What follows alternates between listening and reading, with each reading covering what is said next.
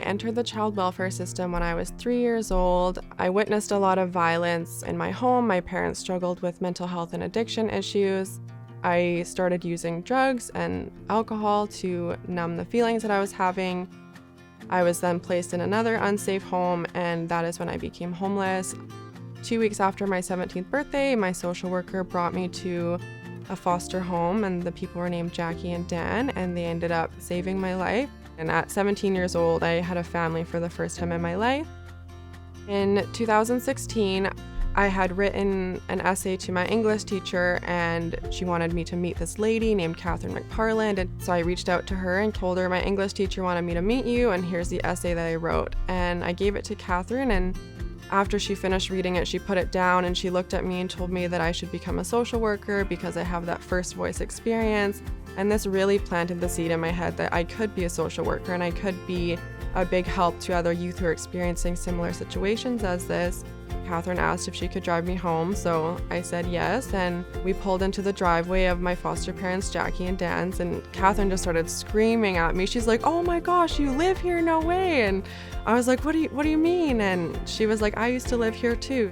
Katherine and I had actually had the same bedroom, and I remember my foster parents, Jackie and Dan, always telling me I reminded them so much of this girl that they had here, and I never knew that was Katherine until I met her. And I started working at Away Home Kamloops in 2019. What inspires me about Katherine is just her drive, her just seeing that youth from care were all experiencing the same outcome, which was really poor. It was just amazing to see how she brought people together and changed people's lives for the better. During my time at Away Home, I advocated for a program like SAGE, which is Strengthening Abilities and Journeys of Empowerment. So now I currently work with the SAGE program at the ministry, and I support youth ages 18 to 27 transitioning out of government care into adulthood, and I support them and connect them to community resources. I think what really motivates me to continue doing this work is that I never wanted any youth to feel how I felt growing up in foster care, and I want to ensure that youth have the best support that they deserve and adequate supports that are tailored to each of their needs. Katherine came to us when she was about 15. 15, yes. We saw a lot of things in Katherine. And then Dana moved in, and it was like, It was like a mirrored image. Dana receiving this award just means everything. Her accomplishments, her ability to move forward and help people. And we're very proud of her to be our daughter. I can't think of anybody that deserves this award any more than her. Yes, she's worked very, very hard for it.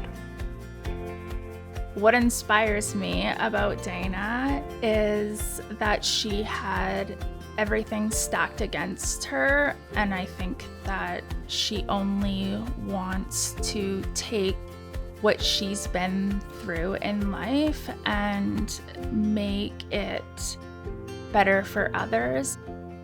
Katherine was a person that wasn't afraid of saying what everybody else thought in the room. And she spoke for those that didn't have a voice.